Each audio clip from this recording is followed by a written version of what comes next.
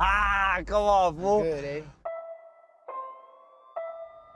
Every gang in LA has to pay their taxes. What's up, Holmes? Wake up. If you're stacked short, go rob a bank. Rob your own mother. There's no excuses. Do not test that. Whoa, hey, whoa. Guys look like a couple of monsters. I'm from Chicago, so COVID kind of started and not much work going on, you know what I mean? So I came back kind of Yeah, of course. stick it out this year around family and stuff. So can't complain, Nice, you know? man. As long as you're close by, you know, then to your relatives and everyone you love, then that's great. Yeah, you know what I mean? Because that's important. LA's lonely if you're on your own there, you know, no family around or anything or friends. It's a whole different outlook, you know? Seriously, man. Seriously. That's what a lot of people are experiencing, you know, because everyone in LA, majority of people that come from other places are all in Los Angeles. So, you know, it's hard. It's hard when this is happening. You can't go anywhere. I know. And you guys are more restricted now. I left because I moved out of my apartment out there like 2 weeks ago. And right when I left, you guys had more restrictions and everything. So it's still crazy, you know, we're not out of the woods by any means. It's go big or go home. For real. Man, I'm so hyped to talk to you. We last talked when you were doing the query. So we had a fun chat, you know. I'm telling you what, and they're like, oh, you know, want to talk to Bobby? I'm like, hell yeah, I want to talk to Bobby, but this might be my last chance after he gets big after this movie, you know? Might not get another interview after this. Thanks, man. Thank you. Yeah, fun, huh? Oh, man. Listen, I just finished watching the movie. I'm still, like, shook and hyped about it. Holy hell, man. I mean, I've been anticipating this for a while because, you know, the trailer came out and everything, and when I saw you in your lead role, I'm like, I was so happy for you because, you know, I saw you in Aquarius. I was telling you how intense your performance was and, you know, how I enjoyed your work there, but, you know, in the scenes that you had, but here you get to go all out.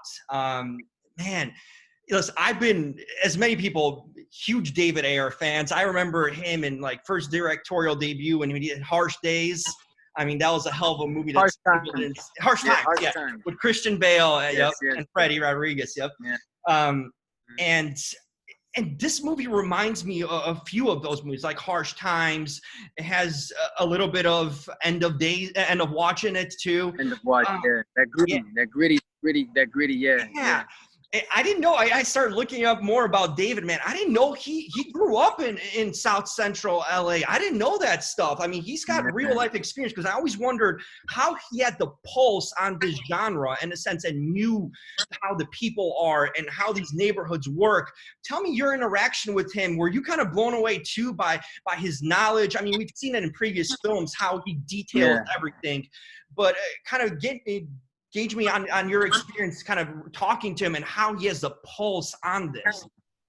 Okay, so David and I have very similar upbringings and very similar experiences in our lives, just in different generations.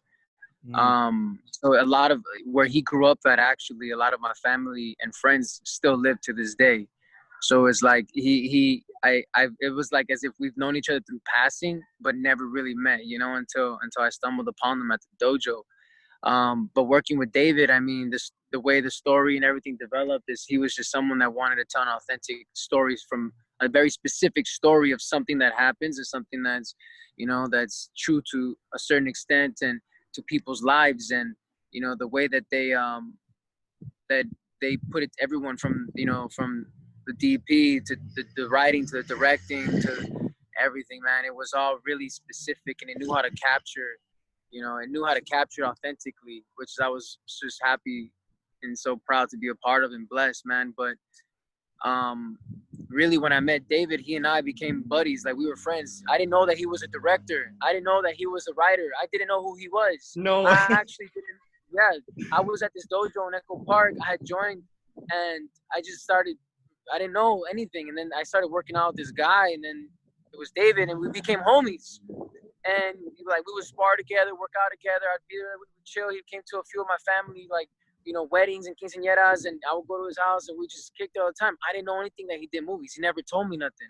I never told him I was an actor. And then one day he's like, yo, I want to make a movie with you. I was like, what do you mean? He's like, yeah, I make movies. I said, what do you mean? He's like, yeah, man, like, have you ever heard of Training Day? I said, yeah, of course, there's a fucking classic. He's like, right. I'm like, what? Dude, I was like, this is insane. I didn't know that was he's like my buddy, and I've been kicking with him for a few months, and I don't know anything about the guy. And then he just tells me like that. So then I was like, okay, cool, man. Let's do it. And so then after that, we just, really got to get deeper into each other's lives, and because we're now taking on a process and a work and a job.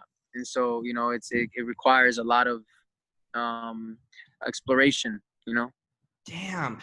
That's a crazy way of, and the funny thing is when you see a lot of the cast here, David's worked with it. He brings back a lot of the actors he's worked with previously who had smaller roles. Like Cynthia gets a bigger role here and she's worked with him. I'm surprised. I like how David brings back a lot of familiar faces from his other project and gives them kind of bigger opportunities. And you're kind of the new guy on board, with that thing. That's cool to be part of that family. Yeah. He definitely likes to keep his community, and he has people that he always brings in because it keeps him grounded. I believe it keeps all of us grounded when we have someone that we always see that is going to call you on your bullshit and be like, nah, 10 years like this, it keeps you grounded in Hollywood, Yep. It's necessary. How it's necessary to have those friends around you. Well, hell yeah. I mean, that's the thing about, because this business, because you hear a lot of people blowing smoke up your ass and kind of saying stuff they don't mean, but if you know someone that's real, you hold them tight because those are the people you want to be around. Exactly. This role to you, I mean, it felt natural. It felt like you lived in a sense or been in that environment. Like I believed you were David in this movie in so many ways. Tell me about that. How did you take on the script? Were you familiar kind of what this character required and intensity? Because you brought in the query, man, and here you took it to a next level. Tell me about the character when you first recognized. Was this kind of easy for you to adjust or it took time for you to kind of get into him? It took a lot of time. And I think there's a cliche thing that they say, patience, patience is a virtue. So it's just, with a lot of patience, a lot of determination, and a lot of hard work, man, just one foot in front of the other. It's like, they're asking you to pull a rabbit out of a hat, and you got to know how to do it, and you got to figure it out because not everyone can be Houdini, but we all got a little magic in us, so if we can just find that magic inside ourselves and exhibit that and present that to the world, and, regardless if the character is intense or, quote unquote, bad guy or whatever you want to call it. And it's a human being going through something, and we're all going through something, we all have a life, all of us, me, you, everyone that's listening to this or hearing this or reading this. It's like everyone's got some story to tell. And, there's things that tick us, like, we got ticking time bombs on us and things that, react to us and make us affect us, in real life. And so if we can bring that life, that real life to a set when you're acting, or when you're on a film set, then it doesn't become like a film set anymore. It becomes like this mixture of the two. And now you're playing with like, wait, hold, and then, but you got to be aware that you're still in the film. So you're aware of that, which is the fun part. It's the fun part. That's the fun part, because no matter what happens, you're safe. Yep. And knowing that allows you to be safe to do anything. Like it's like that game you play when you're kids, when you like wait, I'm gonna throw myself back and you have to catch me, but you yeah. No, I know what you mean. Yep. Damn. Yeah, it's that game. That's acting. You just gotta let it go. Just let yourself but when you have that support system around you, you can really bring out anything. Really, anything. Man. Hey, you and Shia, man, you guys were like boys, like real life boys in that movie. I thought you guys were just like straight up shooting the shit. It didn't seem like it was acting at all. You guys, I wanted to know about you guys' connection, man, because it seemed like these were like real ass conversations that you guys were just like not only ad-libbing, but just going for it, but acting as if real guys would. You know what I mean? Like these guys in these situations would.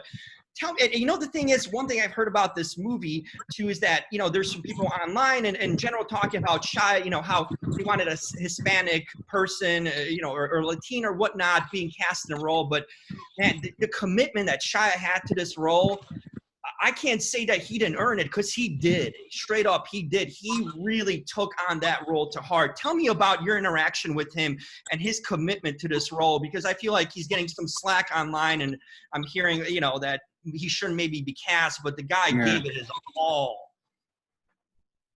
Yeah. Well, you know, pretty much it's not like there was a definition I found that somebody was going against him that defined a CHOLO, a cholo, as being a Mexican boy or man. As disrespectful. That's not true. A cholo can be anybody. If you grew up in this area, if you grew up in this surrounding, in this energy, in this upbringing, a cholo can be regardless of the color of the skin. It's the way of life. It's the attitude. It's the style. And, you know, and Shia, he's amazing, man. And what he does and what he did. And it's just, there's nothing that's bullshit. He's not bullshitting, you know, what he does. And so I can't speak for him, but with my experience with him, it's just someone that really is in love with his craft and his artistry and his instrument, and someone that you know, he puts his full self inside of whatever he needs. And, you know, and that ripple effects, and it affects everyone around us, and, you know, allows us to be more free and more open. And his, regardless of what he did, you know, it's like, it's a character that he played, and he played it truthfully, and he played it authentically, and he played it with a lot of love. And there's nobody that can say no. You can ask anyone that understands this movie, like, if it's a story about them or the way that they live, they'll tell you that, yeah, that's somebody that we see all the time. Like, that's a real thing. Like, they have no complaint. It's funny that they don't have a complaint with the people that don't know anything, that right, pro-active or whatever. They're complaining, but they're not doing it. It's like, you don't even know. Like, what are you talking about, man? So, yeah, I think it's people jumping the gun before they've seen the movie, man. Because when you see the movie, you know, you understand. You know, like I said, and you two guys were just like this, man, in the movie. Did you hear? I mean, what did he do? The chest tattoo for this movie? Was this for this movie intended? Did you speak to him about it or whatnot? Nah, we got tattoos together. He got tattooed. Oh, yeah? He decided to do his thing. You know, whatever he needed to do, and all power to him, man. Really, it's all love. What tattoo did you get? We got something. It's a special thing. You gotta catch it in the movie. We have it. You'll see it. Yeah, it's him and I have something together. And legit real tattoos. You guys weren't playing. Huh? No. Oh, it's life or death, you know. Yep. I wanted to, you know, the one thing about the film is that, you know, it's a straight up gangster film, but man, there's messages about family and faith a lot in it too. And I really appreciated that too, that the faith and family aspect were part of it. How important was it to you to present that? Because the more you go on in the movie, the more it becomes apparent that this is mostly centered around faith and family.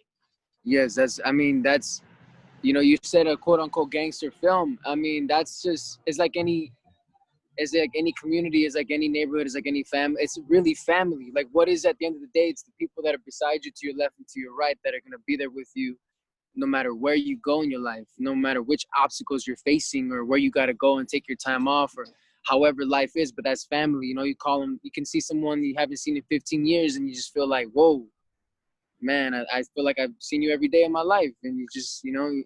I mean, that's the movie's like showing that. It's showing like it's a test of faith, like you said. It's really a test of faith, and it makes you question what is important to me. You know, who is important to me? You know, who am I? What kind of a person am I? You know, what am I gonna do in the face of fear or in the face of catastrophe? You know, am I gonna run away, or am I gonna hold my ground? Am I gonna be loyal to the people I love and the people that love me? You know, it's really these questions of like philosophical things that we've been going through for thousands of years, man. Like, who are you? Why are you here? What matters? You know, where do we go, man? Like, is all these questions, and this movie has a lot of those. It touches base on a lot of those things. Oh yeah, it's apparent. Yeah. You know, I don't want to give away a spoiler. I'll put this in the thing so people don't know. But I was so curious about the ending of this movie and David's kind of purpose, you know, and where he goes. Did you speculate yourself? Do you envision, like, what do you see him doing afterwards? And is there, it's open-ended in a sense where there could be a franchise out of this. There could be a second part in a sense. How did you kind of envision from his story continuing after this? And well, I hope there's a second one.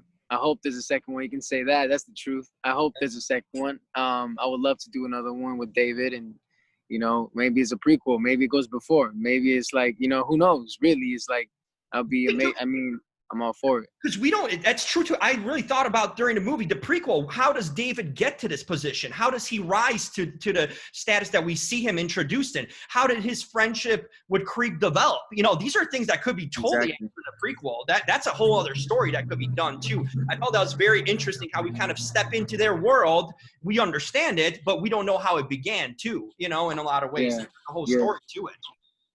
Yeah, exactly. So there's opportunity there, you know, and I'm all for it, man. I mean, who knows? I really don't know. I'm the actor. They call me when they need me. So, you know, we'll see. We'll see. Hey, you better go on those sparring sessions with David more, man, and start discussing. I know, huh? I know. Thanks, man. Man, I am so pumped for you and excited for you. You know, I saw something for you in you when I saw you in Aquari, man, and it stood out to me. And now after seeing this movie, I'm really proud of you. And man, I'm excited for people to see this movie and not just, you know, talk and speculate about it. They need to see this movie to understand it. Yes, because the messages are in it, and the way of life is really authentic and true in so many ways. And hey, one of my favorite scenes, you and Cynthia dancing to the quinceañera, man, you had some moves going there. I don't know if they taught you something or you knew this. You pulled it out of the bag. I was like, damn, Bobby's getting down. It's in the Puerto Rican blood, man. It's in the Caribbean in me. It's there. It's all there. I love that, man. Hey, first, but before I let you go, I wanted to thank you, man. I've been getting, since our interview in the Aquarium, I've been getting so many hits online every day. Your interview is a top viewed one, man. People are checking you out now. So that tells me every day for 3 weeks, it's been Bobby's interview. It's been top thing going on my site. So I'm just happy to see that people are checking you out, and that, you know, our interview live, and now the second one, man. It's awesome. Awesome to finally get to talk to you. Of course, man. This is good that we saw each other now like this. Yep. And hey, I hope there's more. I hope this becomes kind of like the equalizer, you know, with Denzel. This could be something like that too. Yeah, that'd be cool. Yeah. Hey, awesome job, my man. I really mean it. That movie, one of the best things I've seen this year, for real. And I'm into that kind of stuff. And man, you guys' performance was extraordinary. So just wanted to let you know that you did a hell of a job. Thank you, man. I appreciate that. It means a lot. Hey, I hope we reconnect again. I hope you don't get too big for me after this. I hope I get to talk to you down the road again on your next. And hey, my friend, stay safe, most important, and to you, to your family. You know, I know you're big on that, and so just stay safe and healthy, and with everyone around you, and hope he gets things rolling again. Exactly, man. Thank you. God bless. You too. I'll spread the word on the movie, man. Only good stuff. That's what it needs. Thank you, man. Thank you. Have a good day. You too, Bobby. Take care. Goodbye. Took my kids, man. I'll ride with you till the wheels fall off. You're bad. You ain't that bad, all right?